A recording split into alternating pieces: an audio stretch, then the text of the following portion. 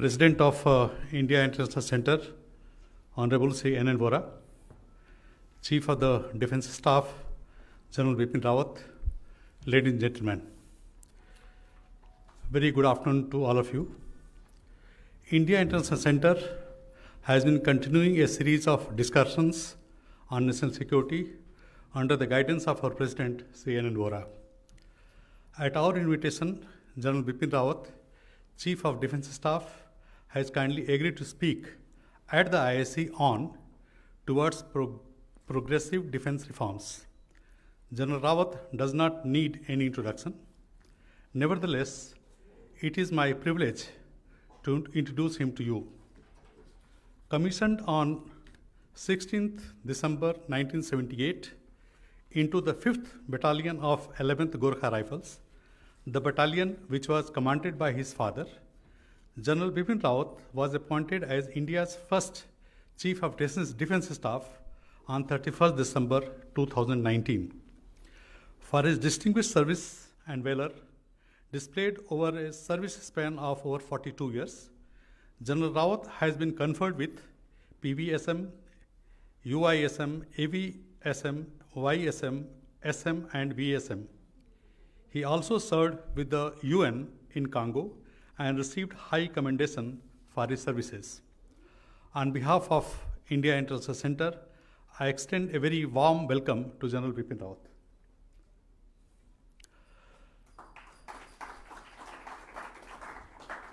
Sri N.N. Vora, President, India International Center, also does not need any introduction.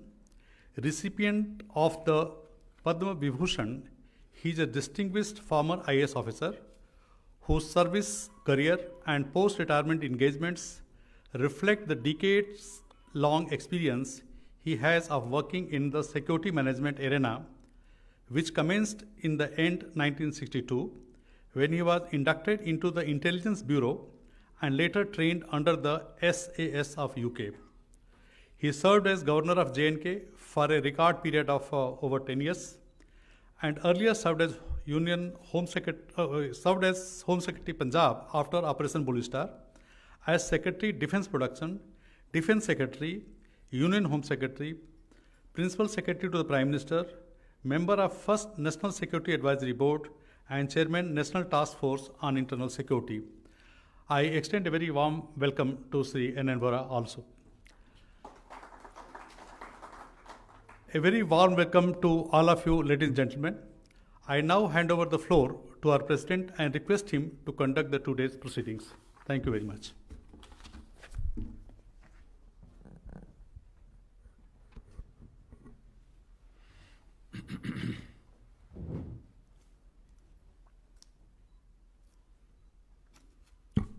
Good afternoon, ladies and gentlemen. First of all, it's my great pleasure to welcome my old friend, General Bipin Rawat, to our midst this afternoon. As soon as he had assumed charge of the high post of Chief of Defence Staff, I had approached him to speak to us at the Centre on issues relating to higher defence management, which I thought was a title or an umbrella under which everything comes. But he agreed readily, but as it happened, COVID and various other developments, we couldn't get to meet all these 16, 17 months past. So I'm very happy that he has finally been able to come here because of a little change in the timing of his program, because of a sudden commitment he has later this evening. All our colleagues and friends and members who have not been able to come here today because of the shift in time, I believe, I'm told that most of them would be linked to this program online. Now, the subject of General Rawat's speaking to us this evening, as you all know, is progressive reforms, progressive defence reforms, moving towards progressive defence reforms. Now, Why the need for discussing this subject, and what is the compulsion, what is the great urgency? I would only say in one sentence that the enormous amount of expenditure involved in mobilizing effective, adequate strength militaries is very considerable and is growing. B, the security threats to our country are also growing. And therefore, it is virtually axiomatic, it is crucially important that our military is effective, always successful. And to be able to deliver a successful punch to the potential adversary or the aggressor, it is axiomatically true that, and axiomatically necessary, that the three services and all the ancillary components, elements which support a war should be a cohesive force so that the combined punch which is given knocks out the enemy adversary in one go. The second point that I have to make is that if that be so, then the military itself has come up with issues relating to jointness, of being able to work together. In peacetime, perhaps, yes, no issues. But during wartime, when you are operational, when a delay of a few seconds can cost you the battle, maybe the war, then that coordinated functioning becomes the seminal factor in preparedness for war. The word that the military uses, jointness, collectivity, preparing together, drilling together, training together. So this is the second point I wanted to make, that this is the major issue. And General Rawat will be speaking to us on what is happening. Now, very briefly again, let me say that the earlier attempts in looking at what are the likely various problems facing our military have been few and far between. We attained independence, and our first generation of our political leaders genuinely believed that we are a peace-loving country, we are not looking at anybody's territories. Therefore, military can be there, but it need not occupy all our mind and all our energies, much less our budgets. So historically, particularly the army, with this East India Company, the British takeover post 1857, right up to 1947, the army has singularly its own traditions, its own view of life, its own view of warfare. It has grown that way. The other two services were not there, or partially there, or not in the form that we see them today. Much younger services, the Navy and the Air Force. So they don't carry the baggage of history as the army does. If I belong to a regiment which is 350 years or 340 years old, then 40% of the traditions that I follow are 300 years old. It's not easy to cast them away. And in the last 75 years of our freedom, I dare say that each of the three services have grown on its own steam, on the personality of its chief, or on the lack of personality of those above them. They have largely had their way, largely had their say, and they have grown in their own manner of what each chief feels is required for his service. He fights for it and gets it. Now, next point that I have, what steps or initiatives were taken, if any, to secure cohesion amongst the three services, what General Rawat calls jointness. And I won't go too far in time, but I'll talk from the 80s onward, when I happened to be personally in the Ministry of Defense for circumstantial reasons. After Blue Star, I was posted to Defense. And I have seen for myself and drafted those various documents which must still be there, that the Rajiv Gandhi government, especially Minister of State Arun Singh, became very sensitive to trying to fill these gaps of lack of jointness. So we did two major things, and I was directly involved in both these things, in drafting the memoranda and getting the approvals of the cabinet. One, General Rawat, was the Defence Planning Staff, Directorate General of Defence Planning Staff, and the second initiative was setting up a Joint Training Command RTRAC, which is located in Shimla. And the third initiative, which is not much spoken of or even much known, related to a quick, rapid review of the contents, the syllabi of the professional military education in Khadakwasla, in Wellington, in the colleges of war, in National Defence College, and so on. All these three efforts, in very brief, did not succeed. A, because inherently the single service chiefs had no interest in the success. B, the political echelons were not that well clued, well versed, well oriented.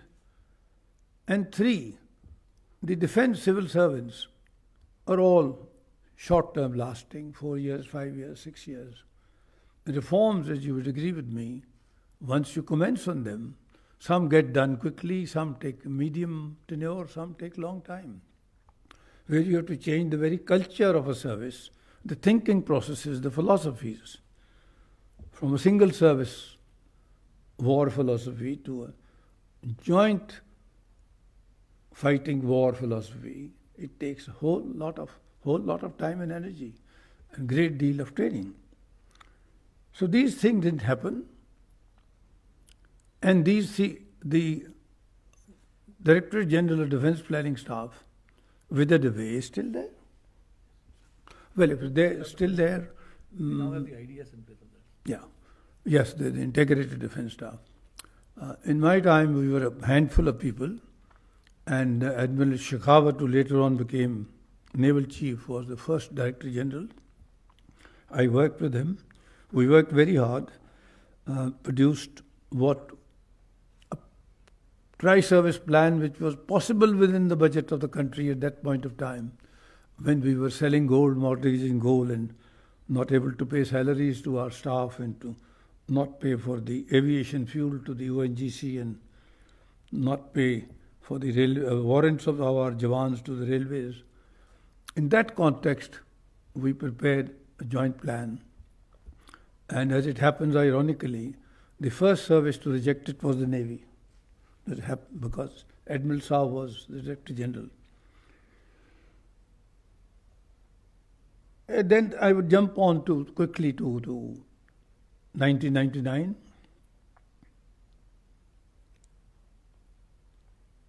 When the war came, again we had, ironically and sadly, discussions amounting to seminars on the role of IF and what should happen, not happen, what will be the consequences of crossing the line, etc.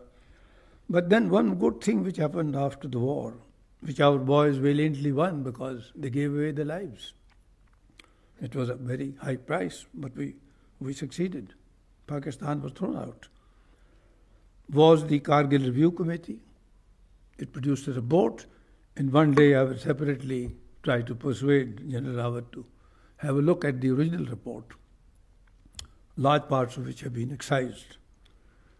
And on the excise report, which contained a hell of a lot of information and many ideas and many recommendations, for the first time in Free India, we had a group of ministers led by the then Deputy Prime Minister, who was the Home Minister, Mr. Advani, who was not a security man. I mean, his thinking was not one way or another greatly enthused by these matters, but he was a serious-minded person. And we had Mr. Jaswant Singh and Mr. Yashwant Sinha and Mr. K.C. Pant and others. So they spent hours and hours in discussing 4 reports which had been commissioned as a consequence of the Kargil Review Committee. One on internal security, one on defense management, one on intelligence, and one on border management. Interestingly, General Rawat, each of these reports were produced within 90 days. I happened to be chairing one of these committees, so we worked day and night to give the government reports, not 2 years, 3 years sitting somewhere. Then the group of ministers, I say to their credit, spent long hours in discussing with all of us and others the merits of the recommendations. A very large number of recommendations made, even today perhaps is out of memory. If somebody looks at this volume, it contains a great deal of some very valid stuff. So out of this report came the Andaman and Nicobar Tri-Service Command, the Strategic Forces Command and so on. But CDS, which was a burning demand from the service, was not agreed to. And that demand continued. This is 2001. We are now in 2021. General Rawat took over on 1st January 21, no, the 31st December 2019. So what was the demand of the 3 services for reasons right, wrong, good, bad, middling? That demand was finally conceded by the present government when the Prime Minister made a statement on the 15th August, and then it became a reality. And we have here with us the first CDS who's going to speak to us. Now, quickly, I would say that I've spoken briefly about an area which belongs to General Rawat, but to connect it to other issues which are equally burning, I would say that the entire arena of internal security management is not a matter to be just put aside. We look upon General Rawat as the supreme authority to look at military affairs. The functioning of military at the end of the day is not unrelated to the ground. If the rear echelons are burning with arson, loot, insurgencies, militancies, and what have you, then where will the army go? It moves forward towards the frontiers. It has to also look back towards its rear echelons. So I would say that this is a concern on which I would not dilate excessively because of the time. On one set of insurgencies, militancies, uprisings, Naxalism, so on, we come to the early 80s and Pakistan succeeded in inducing terrorism in Punjab, demand for Khalistan, etc. This took away 10, 12 years of battle in Punjab from 84 to 92, 93. But much before it ended in Punjab, Pakistan had gained enough experience and confidence to try the same experiment in a much larger scale in Kashmir.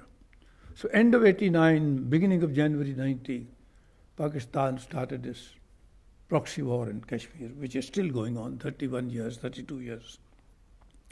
So I'm mentioning these 2 parallel factors as another column of concern for the military. And one can't say that it is not their business because of the growth of terrorism and sabotage and subversion, internal security and external security have got interfused, they're interlinked. God knows today, 70, 80, 84 battalions of the Rashtriya Rifles were fighting out along the line of control in the rear echelons and the front echelons. Look at the military strength. If this is a job of the civilian authority, then we must take it over and live up to it. And this, what I've said just now, also brings up the question of the 11.5 lakhs of the Central Armed Police Forces. And if General Rawat is going to think of theatres, geographical areas, and how they're going to be managed in the event of a war, then I dare say General Rawat, that you will have to also think of what happens if there's upsurge internally in these theatres, and what is the role of the CAPF, the state police, and so on. And can you conceptually afford to say, this is not my business? So I would pose this question for integration. So finally, I would say that we need a holistic view where all concerns of external security, internal security are fused. This leads me on to repeat what I've been saying for almost two decades. We need a national security policy which is known to the people of India. We need a national security doctrine flowing out of the policy. And I dare say, General Rawat, that the military doctrine will emerge from the national security doctrine. And the joint fighting war doctrine will also emerge from the military doctrine. So there has to be genesis, there has to be a philosophical foundation for what we do in the years to come. The second point I'll make, which is repetition, is that when you're on the verge of looking at large-scale changes in how the military mind works and how it operates physically, then I think the importance of military education cannot be underscored. Professional military education needs a very quick and a very good look. Number two, we have histories of war. The war we fought, 60, 48, 49, whatever it was, 62, 65, 71, 99, Op Pavan in Sri Lanka. And as far as 62 is concerned, General Rawat, I would urge you to please find time, have a quick, fresh look, which you must have done many times earlier, as I did, on the Henderson-Brooks report. Why are we sitting on it? 60 years have gone by. And much of it is already published in a dozen books written by foreign authors. What it contains, as far as I remember, I read it last many years ago, a series of facts and communications which show how erroneously we were working even when a war was going on. The circulars from the DGMO, DGMI reports, the Eastern Command responses, etc., etc., all that is good fodder for the upcoming generation of military leaders to read, to eschew, to grapple with. And military histories must be published, all that there are. Not allow them to be published sneakily by here and there. Have the USI publish them, have the IDSA publish them, whoever. And if they are unwilling to publish, you please authorize me, I'll publish them.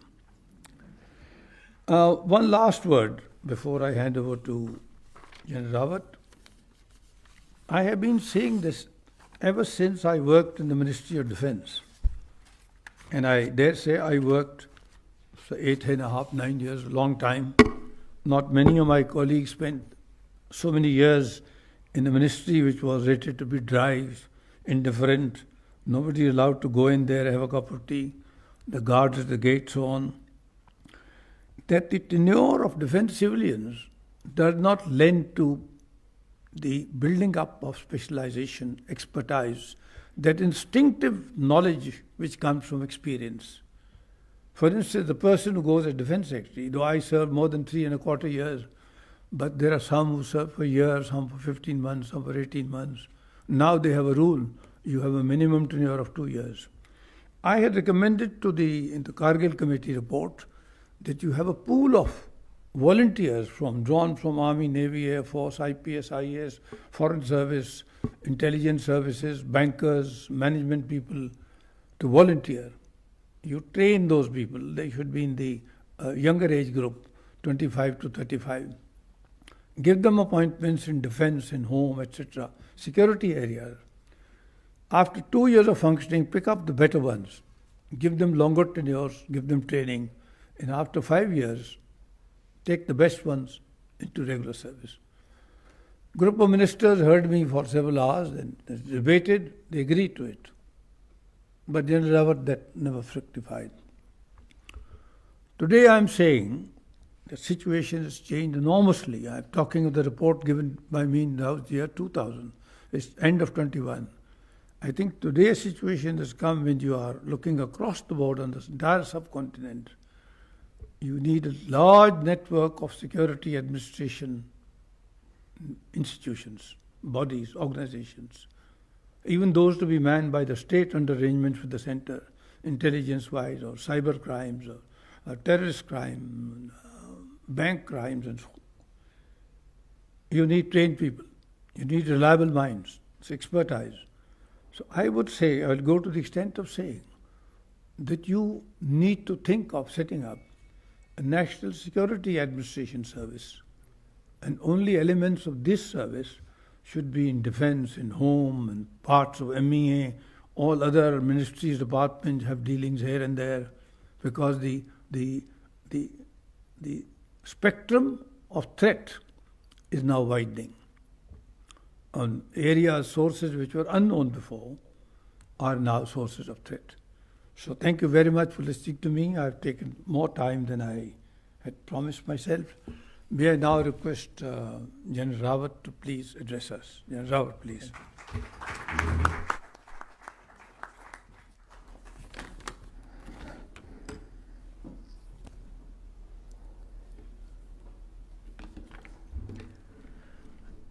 Shri N.N. Vora, President of the IIC, and very distinguished and eminent personalities who are seated here today in front of me, and some friends from the media as I see them in the rear seats.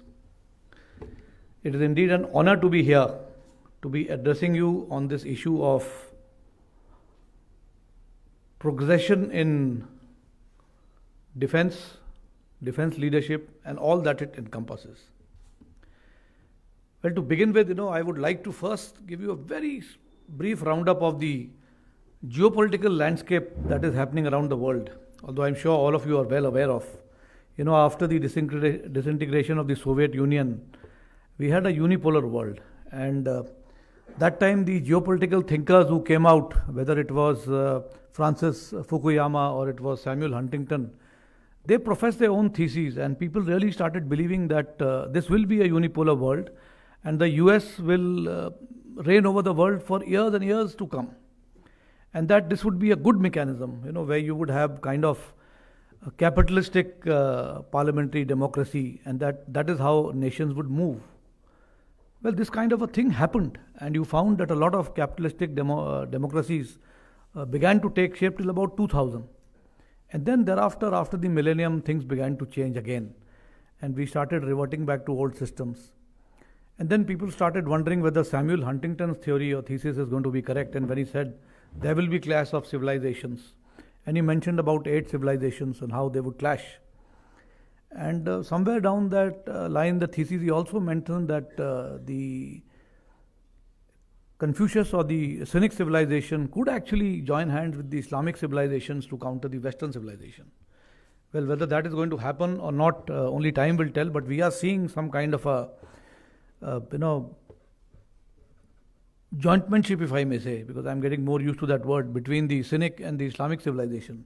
You can see China now making friends with Iran, and they're moving towards Turkey. They've stepped into Afghanistan, and they will step into Afghanistan in the years to come or time to come very shortly.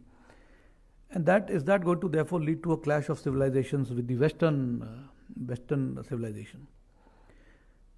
And now down the line you have Yuval Noah Harari coming out with his version of what is going to happen in the 21st century. So you can see there's a world in turmoil. And at one stage, people thought maybe a unipolar world is good because, then at least the America being a democratic country, a democratic power, will ensure that there are democracy, there will be peace and happiness. But actually you found that under the unipolar world, there were more wars that were being fought at that time. And then, of course, was the rise of China, which has happened faster than people envisaged. So we are, I think, now again heading back to a bipolar or a multipolar world. Now, is that good or bad for the international community? Only time will tell. But I think what we are certainly seeing is more aggression on the part of nations, especially the one that is trying to go into the bipolar world or making their presence felt, that is China. They are becoming more and more aggressive, and we share land borders with them. Therefore, I think it is time for us to start looking at our strategies as to how we're going to deal with the two borders, which are aggressive neighbors, adversaries, Pakistan on the western front and China on the north. So we need to, I think, also start looking at transformation for the betterment and ensuring that the national security architecture that we want to evolve is capable of dealing with the kind of threats we are seeing, threats on the borders, and very rightly, as Sri Anand Vora pointed out, what about the internal security threats that are emerging? So we have to deal with all this, and who's going to do all this? To do all this, you need some kind of jointmanship, some kind of integration amongst all the security forces. Because I dare say, when there is a war thrust upon you, or there are security dimensions, security is now not just related to security of the borders. It is all encompassing. It is food security, health security. You've got to ensure that your economy is protected, and now there is environment and what have you. So it's a very all-encompassing term. And therefore, when nations do go into war, it is not just the militaries that go to war, the nation goes to war. So if we work on this premise that the nation goes to war, then I think all organizations of a nation must work together, at least those which are responsible for the security of the nation. And therefore, there is increasing need for ensuring not just integration within the services and the paramilitary forces and the CAPF that we have, but also within the civilian organizations that we have. There is a need to therefore integrate all this. And therefore, as we look at higher defense organization, the Chief of the Defense Staff that has been created is only looking at integration as of now between the security agencies and the security forces. But gradually, with the creation of the DMA, the Department of Military Affairs, we are gradually also interacting with the other ministries. So I think there is a whole of government approach that is being adopted to look at these security issues.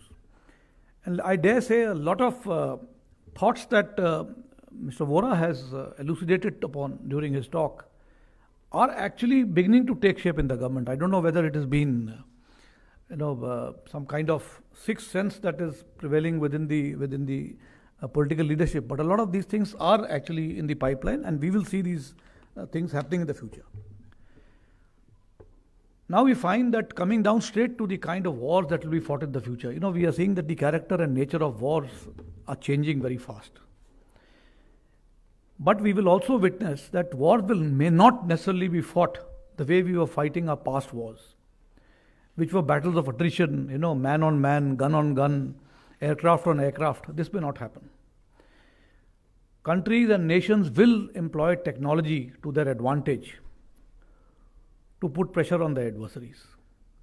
And therefore, I dare say, when today we talk of national power, and we say national power encompasses 4 pillars, and that is the diplomacy, information, military and economy, I think it is time to also look at technology as being the 5th pillar of national power. Because any nation which does not now look at technology and does not imbibe technology can no longer be considered a national power, or a nation amongst the international community, which is a progressive developing nation. So I think we have to consider technology as a very important facet of warfighting. Now, why are we looking at this kind of jointness and integration?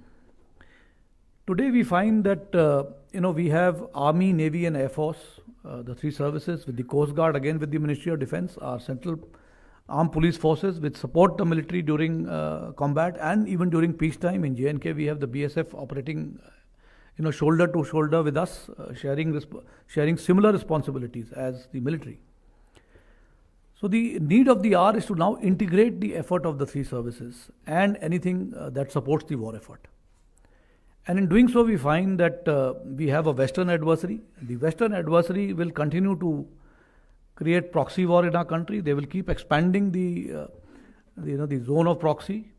Today we find it happening in J&K. They are attempting Punjab once again and trying to spread their wings into other parts of our country. So we will find that a weaker adversary like Pakistan will always keep us engaged through proxy war. And they are in fact a proxy of our northern adversary, that is China. That is the next issue that I think we have to look at. But as far as the northern adversary is concerned, since we have unsettled borders with them, and they have shown aggression on the east coast, on the South China Sea, with nations in that area, are they likely to therefore show aggression on our northern borders? Well, whether it happens in the form of direct aggression or he uses technology, we have to be prepared. And this preparation can only happen if we work together. There is now a lot of scope for looking at space-based systems, looking at how we can engage through space in a joint manner. We have to start looking at our cyber capabilities. We have to look at the AI engines, how these can support the military. So technology is becoming the need of the hour, and we need to ensure that all the three defense services understand the importance of technology. Now, why are we looking at what we are looking at the reorganization? When the CDS was created, it was the appointment for Chief of Defence Staff. I mean, he was supposed to ensure that the three services work in unison and through jointness. And in doing so, we realized that if we have to work in jointness against our Western adversary or against our Northern adversary, then we have to work in a joint manner. And therefore, we decided that can we not have theatre commands coming up? One theatre which looks after a Western adversary and other theatre that looks after a Northern adversary. Now, what is wrong with the present system? Here I would like to draw the analogy from what happened in 1971. In 1971, the armed forces, the Army, Navy and Air Force, under the central leadership, which was, of course, General Sam Manekshaw with his as a charismatic leader, could take control of the situation, and he was the chief of the army staff, but was becoming the principal advisor to the government at that time, with, of course, Admiral Nanda and Air Chief Marshal Lal in support. Well, I wouldn't like to really say, because support somehow has become a unsavory term, but what I'm saying is they were all working in an integrated manner, a joint manner, and working together. But then on the Eastern Front, you had an Eastern Theatre which was created, which was headed by General Jagjit Singh Arora, and along with he had his naval and air force counterparts working in unison with him in a very joint manner. You had, Vice Admiral Diwan, who was the Eastern Naval Commander, working with him, and you had Krishnan from the Eastern Air Command, Air Marshal Krishnan. So they had made a joint team which fought the war in the Eastern Theatre. And they achieved tremendous success because they worked and operated in joint manner. But how were they able to achieve this jointness? This is because right from April onwards, we were preparing for the war. And finally, the war happened in December. So they had all this time to work together, work their plans together, and they were able to bring in jointness and then fight the war. And therefore, we got tremendous success in that area. Were they allocated resources at the beginning of the war? Yes, they were. The army had its resources. The Air Force was given some dedicated resources. The Air Force gave some dedicated resources to the Eastern Theatre, and so did the Navy. The Eastern Naval Command, though was tasked to be prepared for the Western Front on the Arabian Sea, but was also responsible, but the primary charter that time was the Bay of Bengal. And see that they supported the effort against East Pakistan, now Bangladesh. And what happened on the Western Front? Now, on the Western Front, you had a Western Command under General Kendit, operating from Simla. And you also had a Southern Army Command under General Bivur, operating from Pune. And then you also had Admiral Kohli looking at the Western Naval Command and an Air Force component commander. They were working together. But here what happened was there were two Army component commanders, there was a Naval commander, there was an Air Force commander. Were they integrated in the same manner as was happening in the East? I mean, I leave it for all of you to decide what happened there. Because we had a Western Army commander who felt that he could get decisive victory, and there was a Southern Army commander who thought he could get decisive victory, and then the air resources were getting split between the two as to who should get better support, and the Navy said, why should we get left out? I mean, they had also got resources. They had got some patrol boats from Russia at that time. They said, why not use them innovatively, in which even the Russians didn't know that these could be used in this way, and the patrol boats were towed by the ships and finally attacked Karachi harbour. And this is how the Navy went on with its battle. But was this as an integrated battle? We got success all right, but I don't think the battle was integrated. Each one was planning on its own. But on the Eastern Theatre, you find the battle was pretty much integrated because of the time and the planning that went in.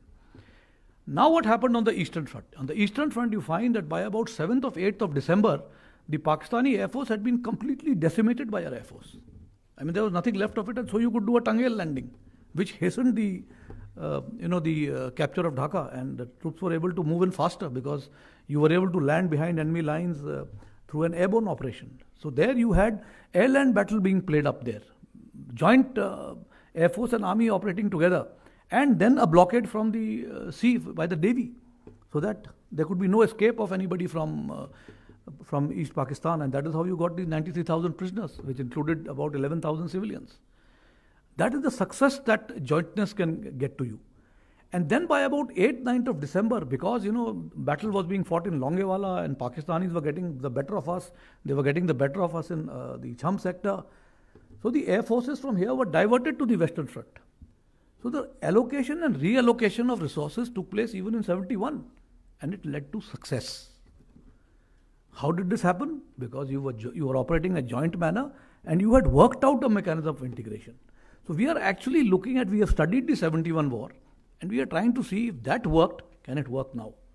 So now we are looking at creating a theatre command on the west with Pakistan, where we are saying that today with the army, if you look at Pakistan, you've got 4 army commands looking at Pakistan. You've got a northern command, say Udhampur, you've got a western command from Chandigarh, you've got a southwestern command from Jaipur, and a southern command still at Pune. These are the 4 commands. Now from the Air Force, you've got 2 commands or 3 commands looking after that front.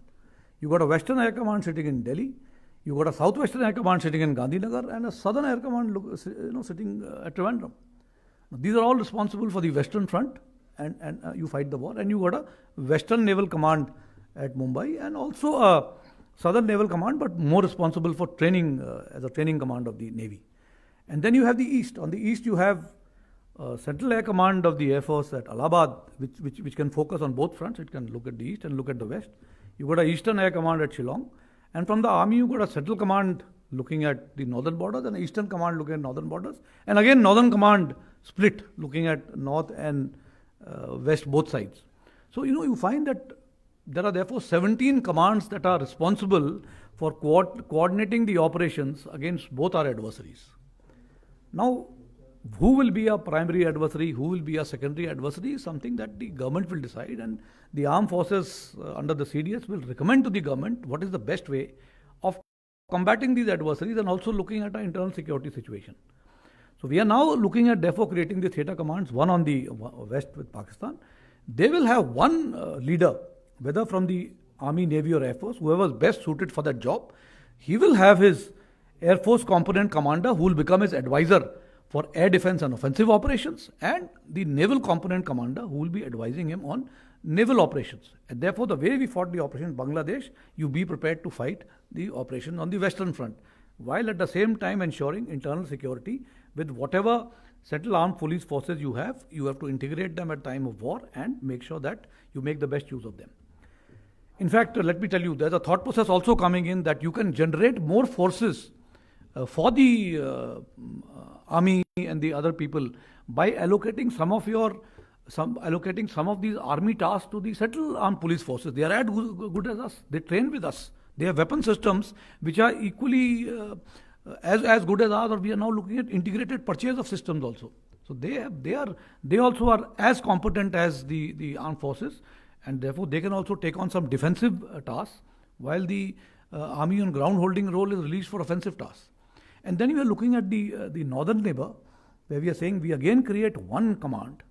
Let me tell you, China has created one command today for the entire Tibet Autonomous Region and Xinjiang, and he's called the Western Theatre Commander. He is responsible for all the ground forces, all the air forces operating in that area, and this is how they conduct operations. So we are also looking at creating one force with the Navy, the Eastern Naval Command, and the Air Force component commanders operating with them. So whoever is going to head this command, whether it is Army, Navy and Air Force, the other two services will be there in advisory role to them, so that they also integrate with them and we fight a battle which is joint. And then of course, while we are saying we have our land borders to defend, we now also have the Indian Ocean which we have to defend. This is becoming increasingly important because of the kind of trade that is happening in this area and the way the navies from various militaries from various countries are trying to operate in this region. I think you've got to ensure the safety of the Indian Ocean region. So we have said, why don't we have therefore one command which is called the National Maritime Command, looking at the Indian Ocean region. And for that purpose, the Indo-Pacific, as we have now started calling it. So while we've got a Western Naval Command, a Eastern Naval Command, we want this to be integrated as one theatre, under a theatre commander who are responsible for the entire Indian Ocean region as one entity. And then of course you've got island territories which are excellent islands of resistance. in the Indian Ocean region. As of now, we created the SINCAN, or the Commander Andaman and Nicobar Islands. He is the first integrated commander we created after the Kargil war, and after the Kargil War Committee came out in 2003. And then along with that, we created the headquarter IDS in Delhi. Now, as of now, the SINCAN, who's looking after the island territories, the Andaman Nicobar territories, does not function under the Chief of the Naval Staff or the Navy. He reports directly to headquarter IDS and now me as CDS. So while you have an Indian Ocean region, the land territory there actually belongs to the seas and must be controlled by one component commander, which is the naval commander, whoever it is. And resources made available to him, because these are, as I said, islands of resistance. Looking at the mouths of Malacca and all the Lombok Straits, you can defend your territory better if you are well equipped and prepared to operate in an integrated manner in the entire Indian Ocean region. So we said we need to have a maritime command. And then above the airspace, the users of the airspace are becoming more and more complex day by day. It is no longer the aircraft, the fighter, the transport of the helicopters that are going to be using the airspace. There is a need to coordinate all the activities amongst the users of the airspace. Today you've got missiles, you've got rockets, you've got artillery systems which are firing at long ranges. Today an artillery round, when it lands at 48 kilometers across, the height at which it goes is 15,000 feet or 15 kilometers high. That is where the Air Force is also operating. And Air Force, and everybody is doing now, nape of the earth flying, everybody is flying low. But you've got missiles firing in the air, rockets flying in the air. Today commanding officers have got tactical UAVs, they're using tactical UAVs, we've got other UAVs. Who's going to coordinate all this? We don't want fratricide happening in the airspace. So therefore, to prevent the fratricide from happening, you have to have an air component commander who will look after the air defense of the airspace above the land. So therefore, we said we need to look at the air defense as one theatre and as one commander, but who will control it? Either the air headquarters takes the responsibility, or the air chief, who's got multifarious other tasks. He's got offensive tasks, he's got tasks in support of ground operations, he's got tasks in support of the sea, and then also the air defense. So we said, can we therefore have a dedicated air defense commander responsible for the airspace above, operating under the Chief of the Air Staff and then under the Chiefs of Staff Committee, to see how you exercise command control. For example, today we are told that the air could be operating anywhere, because they can operate at long ranges, they have speed. So you could have an aircraft operating from Allahabad or even today from Tezpur and coming to the Western Theatre. Yes, it could be coming, but what is the route it will take? It will fly possibly in the hinterland, but then you will have rockets and missiles firing there. Can you have missiles and rockets firing simultaneously when the aircraft is coming east to west and rockets firing south to north? You could well be banging into each other, hitting into each other. Somebody has to take control and decide as to who has priority rights, whether the aircraft should be allowed to operate at that time or whether the gun should fire or the gun should fall silent. Even in the air defense, the system is followed. When you have the air defense, the Air Force takes care of the air defense. Even the Army air defense resources are today controlled by the Air Force, because the air defense is the charter of the Air Force. But today what happens is, because they know that the Army air defense knows that they have to take orders from the Air Force, so they follow the orders, the air defense orders, and whether the guns can fire or the guns have to be held tight. They know what is to be done. But the artillery does not know. The Army's artillery, the Army's missiles, the Army's other systems that are working, or the UAVs that are being launched by the commanding officers. Now everybody has a UAV, tactical UAV. They do not take orders from the Air Force. They do not even know. So somebody has to give them exercise the command and control over every user of the airspace. And who is best suited for this? Are the people who understand the airspace above them, and that is the Air Force. So that is the reason why we said we need to have an air defense command to control any user in the airspace. Now I'll tell you, other thing that comes up is, how do we split resources? We've just imported 36 Rafale, which are 2 squadrons. 1 squadron has been housed at Ambala and the 2nd squadron at Halwara. If the resources are so less, should we be splitting them? But the need of the hour is, you have now developed the capacity by splitting these resources ab initio. You have given 1 to Western Air Command and 1 squadron to Eastern Air Command, but when the time comes, you can ensure that both of them operate either along the Western Front or the Northern Front. So ab initio, before the war starts, resources are allocated. And depending on how the threat evolves, you reallocate resources. So this mindset that, air resources or army resources or other resources cannot be reallocated. Well, grouping and regrouping of forces before combat, during combat and after combat will always happen. And I think next issue that I wish to highlight is the armed forces have now, as I said, should be prepared to fight with technology orientation. If we are thinking that there's going to be battle of attrition and our neighbor or our adversary is going to come head on onto our defenses, coming with the tanks and infantry coming frontal attacks and doing suicidal attacks, it may not happen. In fact, we may find that the troops in the depth may get affected first. And you will not even know when the war has started, because the adversary may actually launch a cyber attack on you and cyber wars on you. Initially, you might find that your railway systems, your banking, your financial establishments getting affected. And without knowing that actually the adversary is at war with you. And gradually you find your military systems getting affected by cyber attacks and other issues. Today, the space technology can be used for ensuring continuous surveillance. You've got missiles and rockets which can be guided to destroy you at any time. So you may find that the depth objectives, which are where your logistic echelons are and where your reserves are parked, may actually be in battle first. And the people in the front line may actually be very safe. They may get affected only later. So the adversary will try and ensure that he does psychological warfare on you. He uses his social resources, he uses information warfare to try and prevent you from coming into battle in the manner in which you have decided. He will now make you fight the battle in the way he has planned to fight you. And I think that is what we need to understand and be prepared for. And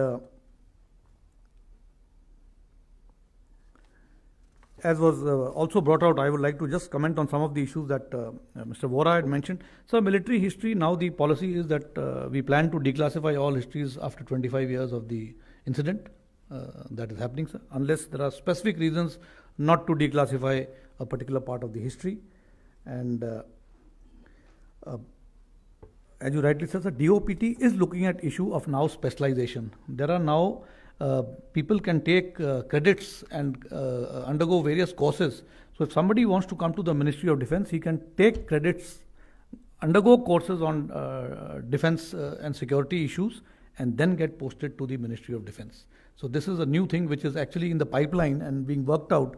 This is the Prime Minister's directions which have come in, that for every ministry we need to now have specialists, and that they're going to get credits, and based on their credits they will be considered for various ministries. I think we will see something on this very soon. So all this is happening, and if that happens, things will be, we will look in a better way. So that is what I thought. I think I will leave more to questions than me talking to you, because you can now, I'm open to questions, and let's look at how. If you agree, General Rawat, our last 2-3 engagements, Yes, sir. I have a set of questions which I think are referred to you. I have then, seen of them, course, sir. from amongst the audience you can take. I just mentioned quickly some of the points you touched upon Yes, in sir. your present presentation.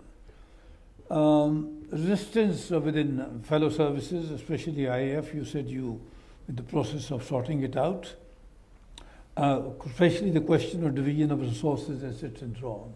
That was the issue raised in the newspapers. Once you have done with the theatre commands, you have set in position the various theatres, such as they may be in number, what would be the role of the chiefs in terms of the hierarchy? To whom do the theatre commanders report? Directly to CDS, or to whom? Would you decide this after setting up the theatres, or is it make more sense to decide now?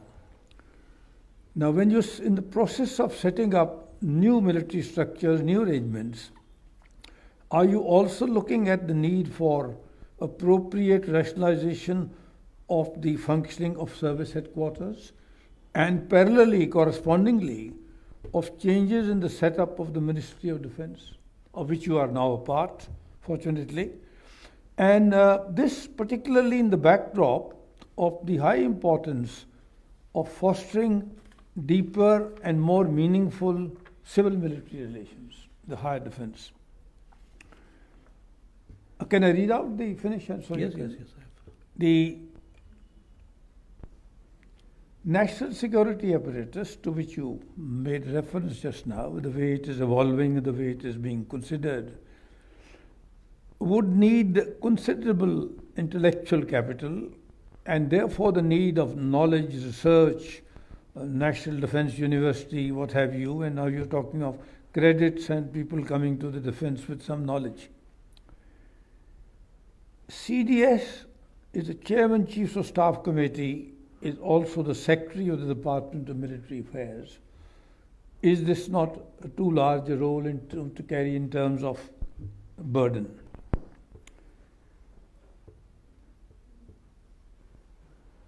Yes. When you talk of CDS and Department of Military Affairs and progressive reform of the higher defense management echelons, are you specifically, particularly thinking of how we go about orienting, reorienting, sensitizing parliamentarians, political leaders, so that in the new setup, which as you mentioned just now, it takes seconds to attack and maybe you won't know you attacked, that kind of sensitivity amongst the higher decision makers.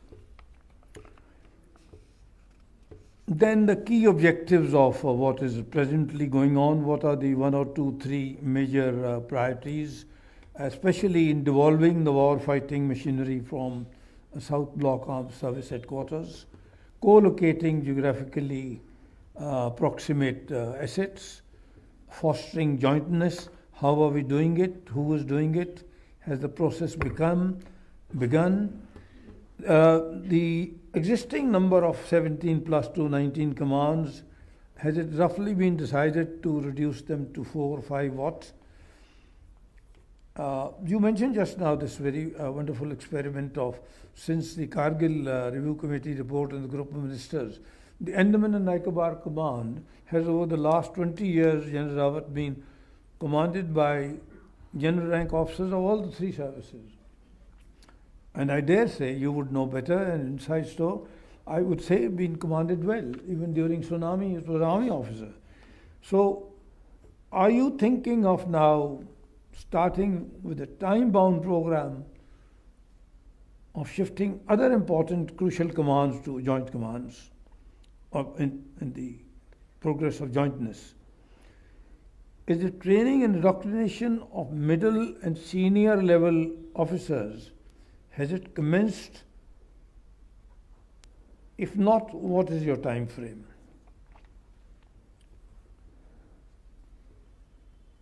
The Air Force and the Navy, the Air Command and the Naval Command and the Maritime Command, as you just mentioned, you have given reasons why what is being done or what is being thought about.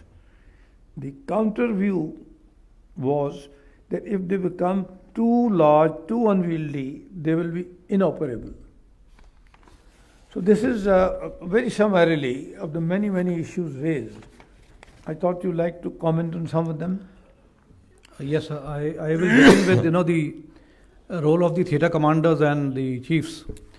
Well, all over the world, the chiefs have always been staff officers. In fact, they are called Chief of Army Staff, Chief of Air Staff, Chief of Naval Staff, Chief of Defence Staff. And the commanders on the field, who actually are war fighters, are called CNCs. They are commanders and chiefs. Even if you look at any other country system, it is whether it is the PACOM commander who looks at the Pacific Ocean region, he gets resourced by his chief or the CDS there, or Chairman Joint Chief of Staff from New York and from Washington, and he gets support from there. He's provided all the support, so it is kind of raise, train, sustain functions that the chiefs perform. So in the long run, what we are looking at, theatre commanders will become operational commanders, reporting to the Chairman Chiefs of Staff Committee. Now, this is where the chiefs play a dual role. While the chiefs will be responsible for raise, train, sustain functions of its service, which means they will ensure that the training goes on properly. The theatre commanders are not bothered with training. They look after the training aspects. They look after the wherewithal that the theatre is required for fighting the war. and they will continue sustaining them with the war effort when the war is being fought. But the wars will precisely be fought by the theatre commanders on an approved plan made by the Chiefs of Staff Committee. Now, this is where the chiefs are also members of the Chiefs of Staff Committee along with the CDS. So, the CDS or the Chiefs of Staff Committee will approve the plans of the theatre commanders, and thereafter the delegation of power will be with the theatre commanders to fight the war, who will be an integrated force comprising the Army, Navy, Air Force and the CAPF and Coast Guard functioning with them. So that is how the wars will be fought, and chiefs will then get relegated to raise, state, sustain functions, except in the Chief of Staff Committee when the initial plans or the advice to the political hierarchies to be made as to what should we do, in what way the battles are to be fought, and whether to go to war or not to go to war. So that is the function that will remain. So they will be dual tasked, as is happening today with the CDS. Excuse me, General Rawat, when an operation is on, a war is on, and I am a theatre commander. Yes, sir. I have a problem or I have an issue, and I want some advice or some clearance. Yes, sir. I then approach the Chiefs of Staff Committee? Absolutely, sir. You will approach through the headquarter IDS. Under the CDS, you have a headquarter IDS which has been created as early as 2003. This was what was created in 2003. In fact, the CDS has taken over the role and has now become the head of the IDS which existed in 2003. Earlier, you had a CISC, a CNC rank officer, but a staff officer who was advising the Chief of Staff Committee and the Chairman Chief of Staff. The Chairman Chief of Staff was a rotational entity who, depending on his seniority, could become the head of the Chief of Staff Committee 4, 5, 6, 7 months, depending on how much residual service was left with him, and the senior most person became. Now we've got a CDS who's a permanent Chairman Chief of Staff, with the help of the 3 service chiefs, is responsible for providing singular advice to the government, providing alternates to the political hierarchy in addition to what the chiefs provide. So you have kind of advice being provided to the government through a consensus mechanism with the 3 chiefs. That is what we are looking at. So I'll then come down to how are we making sure that there is joint mess. I did elucidate and I did elaborate on this, that not only are we looking at civil-military liaison between the ministry, which has happened because of DMA has come in. As a DMA, Secretary DMA, I have bureaucrats working with me. I have joint secretaries from the Ministry of Defence who have been transferred to me. I have director level officers, under secretaries who have been transferred to me. So we have, in the DMA, we have 28 director level officers, out of which 12 are from the civilian stream and 14 from the military. I have 5 joint secretaries, out of which 2 are from the civilian street and from the civil services, and 3 from the military. And I have 1 additional secretary as of now who's from the military, could be a civilian later on, from the civil services. And of course, the Secretary DMA, who's also now the CDS. Now, as of now, as was brought out, today you have the CDS, who's also the permanent Chairman Chief of Staff, and the Secretary DMA. Is it too much to handle? I would say, to begin with, it is appearing to be too much to handle, but that is the only way this process would have moved. Because if you had somebody looking after the Secretary DMA, a service officer, he could be at cross purpose with the CDS, because CDS actually would then become like the service chiefs reporting to the Secretary DMA. So now what we have said is, as of now, it is better to let the CDS be 3-hatted, but as the time comes in and the CDS and the theatres get raised and the operational responsibility comes to the CDS, maybe we'll have to have a different look at the Secretary of DMA.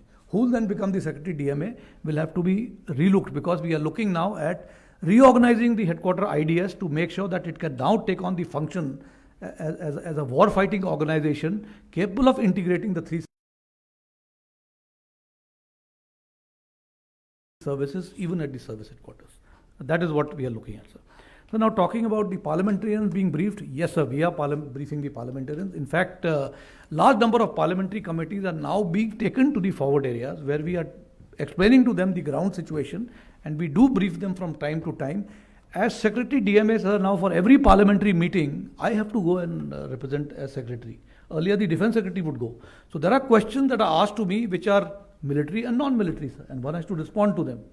So therefore, one is briefing parliamentarians regularly, and we are also taking them to, as I said, border areas. In fact, very recently, the PAC had visited Srinagar. We took them to Dras, Kargil, and we took them to Leh.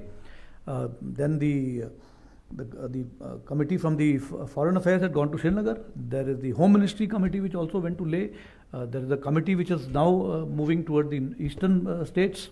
So all that is happening, sir, and we are trying to make sure that they get educated as much. And as far as civil military liaison is concerned, as we said, we are now working a lot with the other ministries. For example, we are now working very closely with the Transport Ministry, the Railways, and we are also looking at integrated joint logistic structures being created with the civilians, so that we can have dual use structures being created, facilities being created. Large number of our airfields are being now made civil military airfields. We've in fact opened up large number of military airfields for civilian use.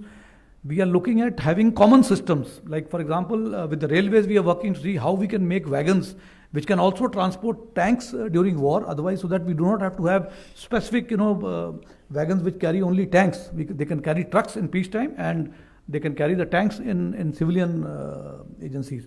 Then for the logistic structure, we have now, the government has created an integrated logistic structure, of which the military was not a part. We have now requested them that we must have a military member there, which they have agreed. The Director General of Operational Logistics is now a member there. So anything that is happening on the logistics field, we are making sure that we try and see if we can put them to better use through outsourcing. And similarly, for all the equipment that we are buying, we are now trying to ensure that we have common specifications. Earlier, we had equipment with military specifications, which the civilians could not purchase, and you could not purchase outright from the market because these had military specs. We are now trying to go for common specs. I mean, you'll be surprised that we had tires which were being used by the military, which were 24 ply, where the civilians used 22 ply. The difference is 1 inch of additional ground space that you get. But then you had tires which were being specially manufactured for the military. So we said, why can't we have similar specs? We had batteries which had different frequency levels, but being used in the same vehicle. We had military specs, and I'm glad we've got General Sarinia, who's been the ordnance, and he was one of the people who tried to propagate this thing, that why don't we go in for common specifications? And that is all happening, sir. I would like to say that training is being given impetus. We are looking at joint training between the services. We train jointly in the NDA, but that's at very rudimentary level. Then we started doing staff college. And the staff college also, while we were Army, Navy, Air Force, were training together, but again you were operating in silos. Now we have made sure that large amount of classes are common with common syllabi. You have common syllabi going on, so almost 50 to 60% of the curriculum is now common understanding of each other. We are trying to go in for a joint higher command, sir. We've got separate Army, Navy, Air Force higher command. We are going in for a joint higher command. NDC, of course, is joint. We have started a joint capsule for middle level officers, which we do in Delhi now, where the Army, Navy, Air Force, in fact, one got over just last week, where officers from the three services come in and try to understand each other. This is how we are trying to bring about jointness. And so we are also looking at logistics support, joint logistics. We have created joint logistics nodes on a trial basis at Chennai, looking after Andaman Nicobar, at Mumbai. At Mumbai now the logistics is being provided by the Navy, being the largest service. Army and Air Force do not run their logistics. The entire support is provided by the Navy. And similarly, we've got one in Guwahati, where the Army and Air Force work together. It's become a joint logistic node. Now, what does it involve? That means all your repair echelons work together, everything works together, your procurement processes work together. So the Navy is responsible for making sure that whatever the requirements of the Army and the Air Force in Mumbai are met by them. They have been budgeted for it. And this is the way gradually we will have in all the stations where you have two or more services. And our ultimate aim is to come with a joint logistics command as well. That is the ultimate aim, which we are looking at subsequently. Training command, we have different training commands. We will make sure that finally we have one training command looking after the training issues of the three services, which is happening, sir. You'll be happy to note, sir, that the cyber command is a joint command. We are working together. Space command, not a command, it's an agency. We wanted a command, but government said you start with an agency, so that's the way forward. We have started. It's a joint agency, Army, Navy, Air Force working together, headed by a Navy. And now coming about the education, yes, it is very important that we look at security education and technical education. In fact, you will be happy to know, sir, that the ministry has only last week constituted a committee to look at the technical education of the armed forces officers, that anybody who's joining the armed forces, how does he imbibe technology? So a committee has been formed to look at the revision of the syllabi for all our people, all our courses, where we now incorporate technical education as part of this. We have now associated ourselves with a number of universities where we can also train our people. We are working with RRU in Gujarat. We've got a forensic sciences laboratory university which has come up. We are working with them. We are working with JNU. We are working with very recently we are about to start some program with the Amity University on science and technology. So things are moving forward, sir. As of now, we are looking at working with these universities, but gradually our aim is also to see that we have our own defense university, which will help in bringing about integration with the civilians. Because in this university, you will have not only military people, but you will have civilian bureaucrats also coming to get educated there from any ministry. And as I said, the government is looking at people getting credit. So anybody who gets trained at the Indian National Defense University will gain credits for joining the Ministry of Defense at some time, should they want to come in, sir. So all that is, I think, is work in progress. So whatever I think has been your thought is actually translating into, I would say, to fruition in the years to come. One small point. When the CDS has in his workaday a certain issue or a certain problem to resolve, does he knock at the door of the Raksha Mantri, or where does he go? Everywhere, sir. Everywhere. Yeah. On occasion, that everywhere may be a little difficult, no? No, sir. I do knock at the door of the Raksha Mantri, sir. But then I am also given the opportunity to brief the PM and the PMO from time to time, sir. Yeah, that of course, because of single point military advice and all that, yes, inherent. And what is the revised new role of the Defence Secretary? So Defence Secretary and the DMA, we have charted our course together. What has happened, sir, most of the military aspects actually have come to the DMA, and the other issues like the capital procurement is with him. It said in the notification that Defence Secretary shall be advisor to RM on such and such thing. Yes. What is that such and such thing? I didn't understand. So it's been very clearly spelled out in writing, sir. So what's happened, sir, like as of now, some of the military issues, I would say, other than the civilian issues that are there in the Ministry of Defence, which are still with him, are, for example, the border roads are with the Defence Secretary. The Coast Guard actually is still with the Defence Secretary. It is not yet with the... Acquisition? So acquisition is to be prioritized by the DMA, and the acquisition wing under the Defence Secretary will do the acquisition for capital cases. The revenue cases are dealt with by DMAs. I don't know, my experience was that capital has more urgency, more importance. Yes. It could be also in the DMA. But DMA is giving the priority, sir. We are making sure that the Army, Navy and Air Force, earlier what was happening, sir, whoever was able to push his case faster, as you said, dependent on the charisma of the chief, I mean, they could get their way through. But now it is the DMA and the CDS who oversees all that, and unless it is not approved, unless it is approved by the DMA and the CDS, it doesn't move forward, sir. If you kindly permit, can I request some Yes, question? sir. Yes, sir.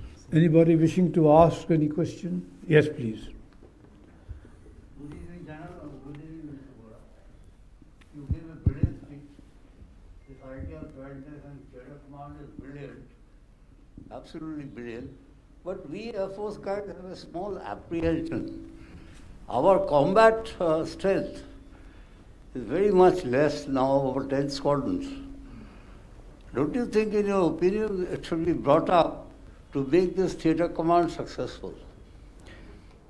Yes, sir. I think, today when we look at the Air Force, as I said, sir, aircraft is only one of your entities. I think we should also look at what we are getting for the Air Force. S-400, five squadrons. It must compensate for some of the aircraft in the air. You've just got the MR systems inducted only last week. For close support, Yes, sir. you require numerical strength. For close support role, you require a bit of numerical strength with the twin threat. So that's what I feel. So, you have to also look at one thing, that look at the kind of aircraft and other systems that we have. We've now got missiles. We are looking at creating a rocket force, because let me also tell you, the more the aircraft you keep in the air, the more you'll also be on the ground, because look at the air defense systems that are coming up, sir. So we've got that fear also. So we are also looking at missile strength coming up along with the Air Force. But as far as the Air Force is concerned, so aircraft are multi-role. Today, what you could fly, 3 sorties a day with your MiGs. Today you are flying 5 to 6 sorties with Rafales and Sukhois. So actually don't look at it that way. Look at what is the the combat power that you can generate with your people. I think you need more pilots, which we have. And also look at your superior training. Sir, with the northern adversary, also look at the tremendous advantage of terrain that we have, sir. We've got, and the kind of systems we are now evolving. Tejas coming in, I think this gap will be filled up. Yes. Not only Tejas, sir, we're looking at the AMCA coming in the future. We want it to be progress fast so that you have the 5th or the 6th generation aircraft in the next 10 years along with the Tejas and the advanced version of the Tejas which is coming in, sir. And we're going to all develop it in country, sir. Your analogy of the 71 ward in Eastern Theatre, absolutely correct. I was in that sector. Sir. And the joint test was absolutely evident. Thank you, Three sir. services really combined to get such a victory. Thank you, sir. Western theatre was slightly, as you said rightly. That has to be rectified. Maybe Kargil even, look at Kargil even differently, sir. That could also have been rectified. Sir, I think, of course. Thank you, sir. Sir, only thing, I am also a little short of time because I've got an engagement Okay, now, so sir. I'll be rushing through the questions and the answers. Yes, sir. Maybe we can take 3-4 questions, I'll answer them together. Sir, question is that as you saw, you talked of 62, there was intense reluctance of using Air Force. Now, I don't know whether you probably like to throw light on it or not. When it came to Kargil, there was reluctance to use. Look at Kargil happened in, it took 3.5 to 4 weeks to bring in Air Force. I was in that conference in Subrata Park when the Hindustan Time chap had to ask the chief, sir, do you want the enemy to come? Because chief said, we don't want to escalate war. That was his words. Now tell me, sir, has the thinking changed? Or will the thinking change when the theatre command comes? Because as we were being just now pointed out, there will be intense shortage of fighter aircraft, and you cannot replace fighter with the missiles. So you will require ground attack fighters and offensive fighters, sir. This aspect, thank you, sir. I'll take on more questions, I think. Yes. Military security has to do a lot with the regional powers. That's the balance of regional powers.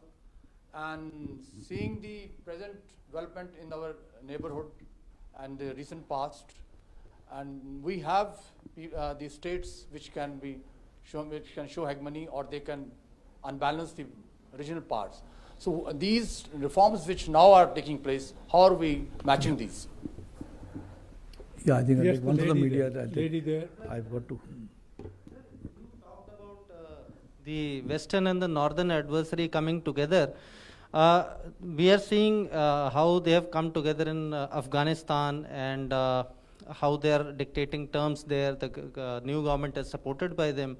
Do you think after this experience, the gaining success there, they would be more aggressive on our borders? I think some lady you said, sir? Yes, sir. The lady there, yes. Yes, ma'am. Up. I have 3 questions. My name is Sardar. First of all, thank you so very much. I want to know how drones can be used for military as well as civilian purposes. Number 2 is that I have heard recently that in the Barmer sector in Rajasthan, the flyovers are being used for as runaways for the aircrafts in the Rajasthan side. And number 3, what was the fate of 7th Fleet during 1971 war? It really came or disappeared, or what was the purpose of it? I think I'll One last, Borkar sir. In the new scenario which you have painted, General, very well, who will be looking after the psychological warfare? The psychological warfare. Thank you. Yes.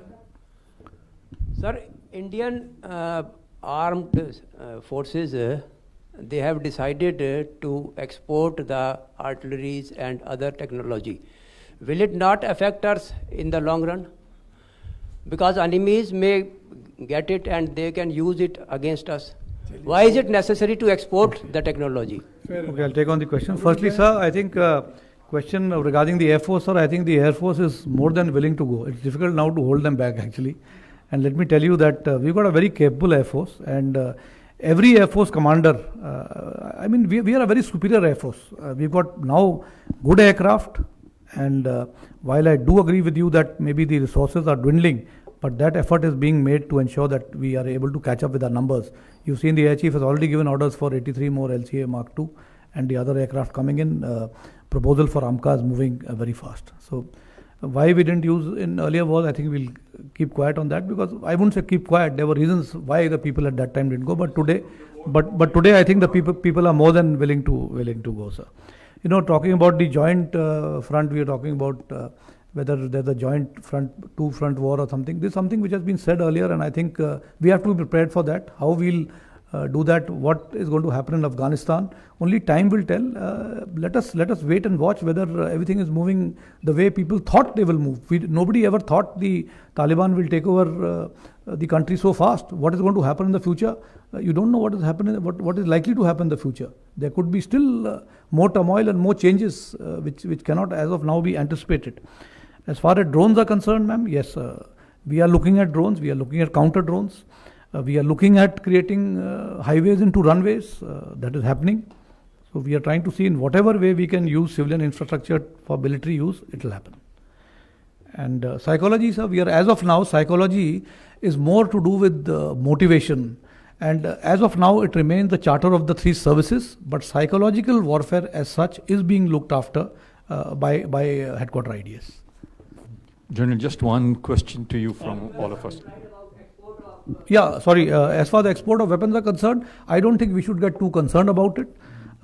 We should be prepared to export the weapons. It is how you utilize that weapon what matters. You know, it is employment of a weapon. Then why is it? You should understand one thing. Why is that country exporting? You know, today one of the best exporters and the largest exporter of weapon in your region is Pakistan. Pakistan ordnance factories are making excellent weapons, exporting it. So exporting you must do, but you keep the high-end technology with you. You don't export your best system. General, thank you for the erudite speech today, and I'm glad that Mr. Vora is also with you. See, you have been looking, and you mentioned the fact that you were looking into an integration of the civil police services with your services for looking after local insurgency. Kashmir, Punjab have been a part of this. The Northeast is now building up. The Northeast, I mean, the little studies that we do in our little systems, we find that they are also now coming into the northern areas in a big way. What steps are you taking to regulate the Northeast? Because that is open to the Myanmar side, that's open to the Bangladesh side, that's open to the Thai side. Have you all taken steps for the purpose of integrating those areas in a big way? Because they are basically difficult people to handle. So the Kashmir model is also being adopted in the Northeast. In fact, not much is known about it because the insurgencies have started dying down in that area. But I think it is very much integrated. The Assam Rifles, the BSF, the CRPF, we all work together, except for the Naxal operations, which are being contested by the CAPF. All operations are working integrated. We also have a unified structure in Assam to look after the northeastern states. Sir, I am a little short of time. I've got the appointment with the president today, sir. So, gentlemen, I don't mind coming again back here to talk to you, sir. General Rawat had mentioned to me when he arrived that he has a slightly unforeseen, very important engagement in a few minutes, and he has to go. Otherwise, he had agreed with me to stay on for another half an hour, 45 minutes to answer questions. Some of them were online, but he did not entertain. So I'll just close by thanking you, General Rawat, very much, and hope that you would not have too much hesitation coming again.